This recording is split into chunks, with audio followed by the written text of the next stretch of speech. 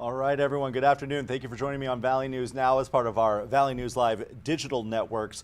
Today, it's time for our weekly check-in with InvestigateTV Plus, seeing what our great investigative team has been working on, and we have some very interesting topics today. For decades, a system designed to keep us safe in the skies has been plagued with problems of sufficient staff and outdated technology. InvestigateTV Plus examines aviation collisions, close calls, and explores a plan that aims to overhaul the nation's air traffic control. That's coming up here in just a second. Plus, an emerging group of extremists using disturbing tactics to exploit children online. We explore the rising threat and reveal some key strategies to protect your child in the digital age. That's all coming up right now here on InvestigateTV Plus. We'll see you back here on the Valley News Now desk once this episode of InvestigateTV Plus comes to an end.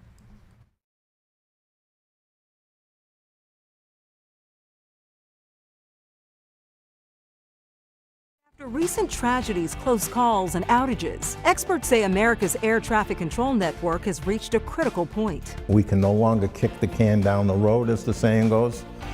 We need to sit and fix the problem. We dig through more than a decade's worth of aviation data to examine the issue and explore a new plan designed to overhaul the system and keep you safe when you fly. Plus, an emerging group of violent extremists use disturbing tactics to exploit children online. It shocks the conscience. We examine the rising threat and reveal the key strategies to protect your child in a digital age. Then, tapping into talent. Meet the instructor who inspires dancers to find their rhythm. I get chills when I teach it. I get chills when I talk about it. In-depth stories that inform and inspire. You're watching InvestigateTV Plus.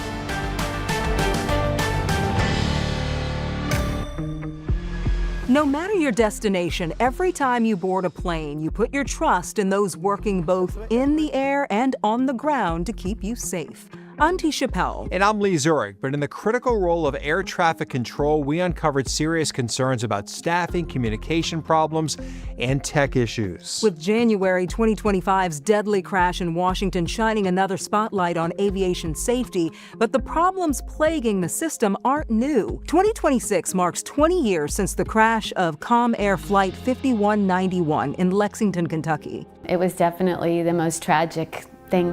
Records show that after attempting takeoff on the wrong runway, one that was too short, the plane failed to take off and instead crashed through the perimeter fence and trees and burst into flames. The crash killed 49 of the 50 people on board, including Charlie Likens, a beloved father, husband, and brother. It was the perfect storm of everything that could go wrong, went wrong, and if any one thing had been different, it probably would have changed the outcome. The investigation revealed the air traffic control tower was understaffed at the time, with just one person manning both the tower functions and radar.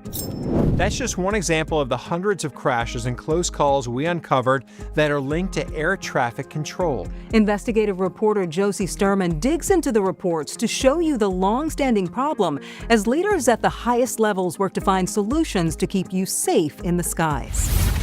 Runway 28 right, taxi via Alpha. When you're playing traffic cop for airplanes across the nation, United 827 Academy Ground Information, Julia, current advisor, we have it. people like Matthew Schofield know you leave very little up in the air. When I plugged in, I was the alpha male. I told planes where to go. He spent decades as an air traffic controller. Now he's at Nashua Community College, where a team is gearing up to teach the next generation of controllers, using a simulator to train for any future scenario they could experience. Here we're able to simulate it, stop it, talk about it. So God forbid this does happen in real life. Again, you got that tool in your box. Hopefully you use it. It's a critical lesson at a time when mistakes and problems in the real world have put aviation safety under an intense microscope. The fact is, an aging system poses an untenable risk to safety. That scrutiny started in January with the deadly crash between a military helicopter and a commercial flight that killed 67 people at Washington, D.C.'s Reagan National. The tragedy shining a harsh spotlight on air traffic controller shortages that have plagued the system since the 1980s. And in the months since, a series of outages in major towers across the nation, including a 90-second blackout in Newark, are once again drawing attention to the system's dated technology. We can no longer kick the can down the road, as the saying goes. We need to sit and fix the problem. They're issues John Golia knows have plagued the air traffic control system for decades. He saw them up close as a member of the National Transportation Safety Board, investigating aviation crashes. Now he's seeing them again, looking at the findings of our national investigation, which examined NTSB reports and data dating back to 2010. Time to deal with it. In that time frame, our team found the agency investigated at least 135 accidents or incidents where air traffic control was listed as a cause or contributing factor. Those include close calls as well as mid-air or runway collisions, at least 40 where people were killed. But there's negligence on the part of many of the so-called leaders that have seen these problems and not addressed them. Problems that have also been highlighted again and again in stunning reports to the Aviation Safety Reporting System, which allows pilots and air traffic controllers to confidentially log safety incidents with the government. In the last 15 years, our team found more than 18,000 reports involving air traffic control. And that's just an indication of, A, the system is overloaded. Pushed to its limits, as evidenced by recent stories we uncovered in the system. Pilots reporting being forgotten by air traffic control in busy traffic as they headed straight toward a mountain. And a plane forced to go around seconds before landing after hearing another flight cleared for takeoff, with the tower asking, "I forget, did I clear you to land?" And it's not just those in the air sounding the alarm. Controllers have logged thousands of reports about incidents related to workload and faulty technology, including an incident involving a plane needing priority handling that couldn't get help because the controller said they didn't have the resources, calling out the unsafe working environment and mental health strains of the job. And a controller blaming a total lack of radar in complicated airspace near Seattle for nearly causing a mid-air crash, writing, "We're going to watch a lot of people die one day, and I hope I am not working when it happens." I felt their pain. They feel the weight of the world on their shoulders? Of course they do. Of course they do. As air traffic control shoulders the burden and stress, the Department of Transportation and Congress are feeling the pressure on damage control to fix the system and reassure the public. I do want to stress, our airways are safe. Representative Sam Graves is trying to make them even safer, shepherding a plan through Congress that would pour billions into new radar, telecommunications, and guidance systems in towers across the country. Still, the work could take years. You can't just shut the system down, overhaul it, and then turn it back on again. We have to continue to operate. And have air traffic controllers at the ready. We want to teach the next generation to be better than us, to keep us all safe. Now that we know the problem, we want to talk about one potential solution. In July 2025, the federal government allocated billions of dollars to the FAA to modernize its air traffic control system. The overhaul, introduced by Transportation Secretary Sean Duffy, provides funding until 2028. In March 2025, the industry group representing air traffic controllers said it supported the plan, but said without proper staffing, the money being spent on the overhaul won't yield its full potential. We have more examples of what air traffic controllers have reported to federal officials. Head to InvestigateTV.com and search Up in the Air. As leaders search for solutions, the FAA says a different kind of threat to passenger safety is on the rise. A lot of people closing their eyes and trying to text their loved ones. We explore the cause of mid-air collisions like this one and reveal how a pair of 4 paws fits into fixing the problem. But first, disturbing crimes against children online. I was shocked as a law enforcement investigator. And for me to be shocked, I see a lot of things. We examine so-called gore groups and reveal real-life strategies for keeping your child safe.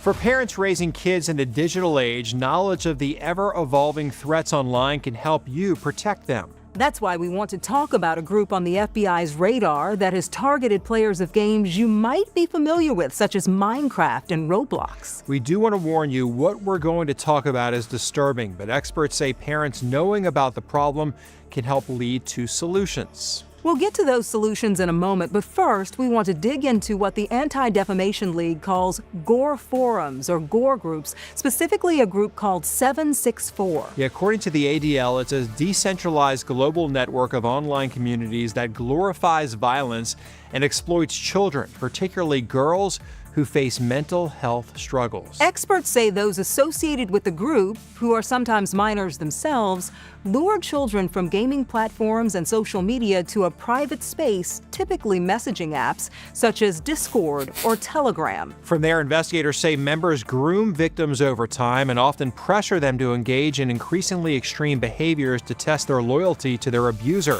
by coercing them to send images or video of sexually explicit behavior, self-harm, or other illegal and violent content, such as killing family pets. The FBI says this extreme online activity has already victimized children as young as 9 years old. Yeah, some law enforcement at the local level say they're also encountering cases involving Gore groups. Reporter Adrian Thomas explains how one department in a Portland, Oregon suburb discovered what investigators there call a disturbing crime. In this case, it did take a dark turn very quickly. The content was, to me, disturbing. I was shocked as a law enforcement investigator. And for me to be shocked, I mean, I see a lot of things. Sergeant Brandon Clausen of the Lake Oswego Police Department experienced a career first while working as a detective. He was contacted by the FBI in Portland to help investigate an alleged sex abuse crime happening in Lake Oswego, but the suspect was more than 3,000 miles away. According to federal court documents, the victim, a 14-year-old girl in Lake Oswego, had met a man in his early 20s in Florida using Instagram. Clausen and his colleagues quickly discovered a pattern of manipulation and solicitation of sexually explicit material from the man over messaging and social media apps like Discord, X, and Telegram. Clausen and the FBI would quickly find out the man was engaging in behavior consistent with Gore groups, something Clausen hadn't seen before. That was the first one, to be honest, yeah. I'd never heard of it, never even would have considered that would be something that people would be into or be doing. A Gore group is a group that not only grooms victims, but delights in sexual violence, sexual torture, sexual rape, murder. It shocks the conscience. Just days after the initial investigation, the FBI got permission from the victim's parents to pose as her on the different messaging platforms to determine where the man might be and gather more evidence. And in just a few days, the FBI was able to trace an IP address to a residence where 24-year-old Juan Sebastian Perez lived in Naples, Florida. That's where agents executed a search warrant. He admitted to everything.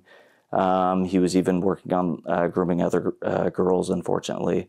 He was part of, like you mentioned, a Gore group. FBI Portland Special Agent in Charge, Doug Olson, says these kind of crimes are being seen more frequently, and that people and groups involved often use less monitored platforms like encrypted messaging apps. What's the prevalence of some of these kinds of cases in Oregon and the jurisdiction that you cover? It's here. I mean, it's definitely here. I know of 2 cases that have been fully adjudicated and then 4 active cases that we're working on right now. That doesn't mean we are a hotspot for this type of activity. It just means we're not free of that type of activity.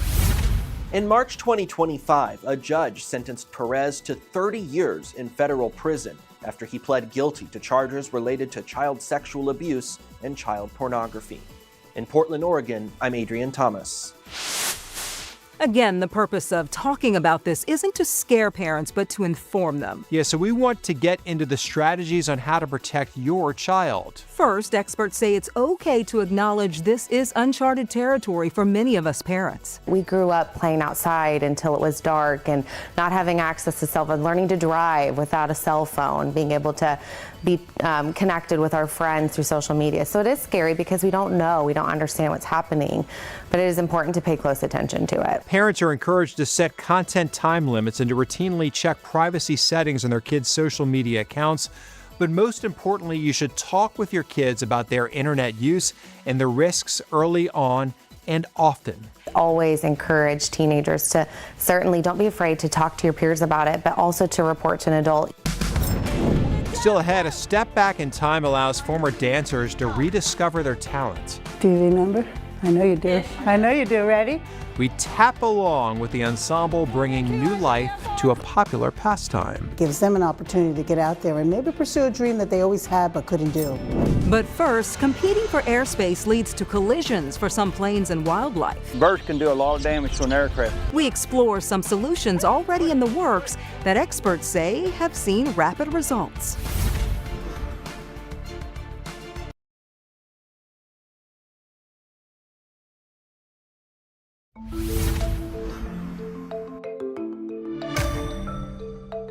It's a mid-air encounter becoming more frequent for private and commercial flyers alike. A lot of people closing their eyes and trying to text their loved ones. And one, Greg Carfagna, experienced an American Airlines flight 1958. In April 2023, just after takeoff from Columbus, Ohio, flames started spewing from the right side of the aircraft. You could see where the birds hit. It wasn't all that pleasant. Birds and planes have been competing for airspace for more than a century, and it sometimes results in collision. Between 2022 and 2024, reports of bird strikes to the Federal Aviation Administration increased by about 30%. While they're obviously dangerous for birds, they can harm humans too.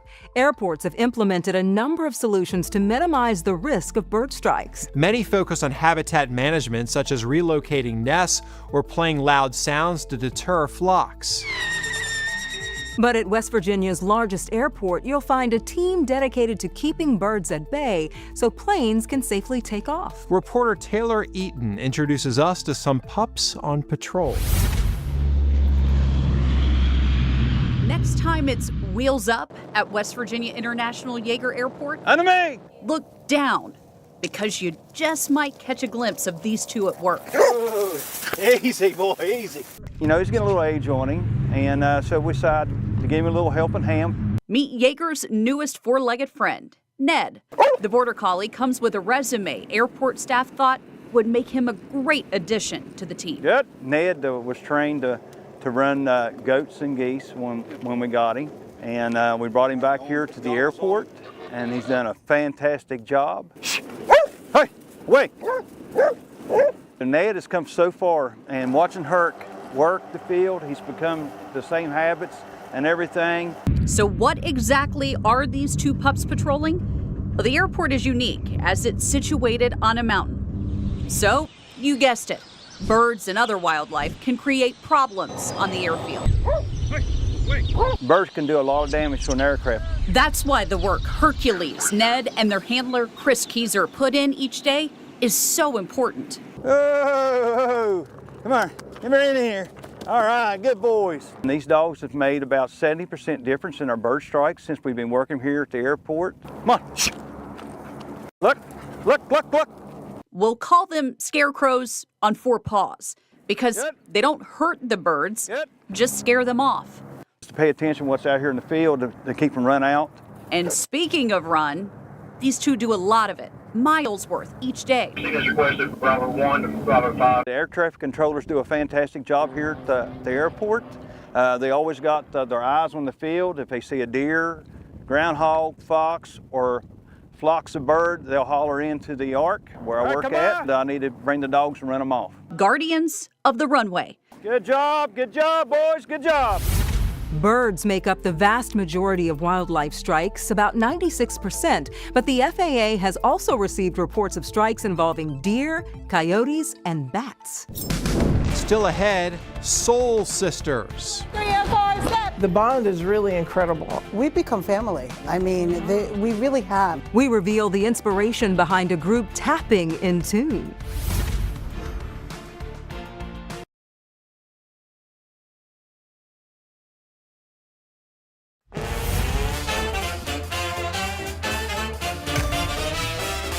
In Myrtle Beach, South Carolina, Tap Dance Ensemble brings fancy footwork and fun together. Reporter Lauren Korn takes us to the studio, inspiring some to dust off their dancing shoes. It's the strike on the floor creating a rhythmic sound. 1, 2, 3, hop. That has Michelle Salvanto-Kowalski excited for more. 3 and 4, pivot. I get chills when I teach it. I get chills when I talk about it. Do you remember? I know you do. I know you do. Ready? Michelle spent more than 45 years teaching tap in New Jersey. So throw it out. Before moving to Myrtle Beach in 2014. Yeah, like, hey. Okay. She teaches all ages here at Coastal Dance Center. Ready, girls? Come on in. But it's the adults who impress and inspire her the most. Their passion in the tap class, they just kept going and going. And that's what I said, you know what? Something clicked and said, let's do this. Go over some of the things from last week. Michelle created a group just for adults, launching Carolina Rhythm Tap Ensemble. It gives them an opportunity to get out there and maybe pursue a dream that they always had but couldn't do. Okie dokie? Okie dokie. Like Trisha Heilman. Took a little while to get back into it again. I'm on a 1 and a 2 and a 3 and a 4. And Susan Krajewski. I loved it. It was my passion. The women grew up tap dancing, but hung up their shoes for their career, family, and children. Right, face. That is, until now. I had some life changes, so I said, you know, I want to get back into dance, and I saw that the Coastal Dance Center offered the adult tap classes, and I said, let's do it. Ready, go. And then when I saw the advertisement for dancing classes here, I said, oh my God, this is it. This is what I have to do. Box step. The women also say the ensemble is more than just heel and toe taps. 2 and 3 and 4, step. The bond is really incredible. We've become family. I mean, we really have. She makes it very easy. It's a fun environment. There's no stress, no drama. I walk out of here every class. My sides hurt because I'm laughing a lot. 1, 2, 3, 4. It's a balanced combination of learning and laughter. Every dance tells a story, but tap, you hear the story. And in this story, you can hear the laughs, Just like when it was live. the support, I'll be right with you. and appreciation You ready? Here we go. that makes up the Carolina Rhythm Tap Ensemble. CRTEBAB, you! I love it. Wow, that takes me back. I need to dust off my tap shoes. You're a tap dancer? I was a tap dancer Any for a good? little while. You gonna do it a little for us right here? You still got it? No, I need to practice. Practice, but yes. I'll practice and I'll come back and You'll I'll come back? put on a bit of a show. We're gonna remind her about that. That's okay. Yes, I can do it. All right, we'll see. All right, that's it for us. The show's coming soon, but that's it for us now on Investigate TV Plus. I'm Lee Zurich. And I'm Tisha Powell. Thanks for watching.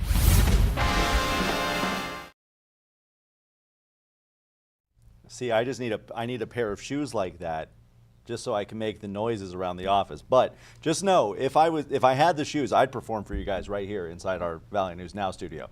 I don't have them though, so that's a moot point. Thank you for joining us for this week's edition of Investigate TV on Valley News Now. We're going to be back next week with more incredible investigative content from our Gray digital network there. Stay tuned for that and more coming up on the Valley News Now desk today.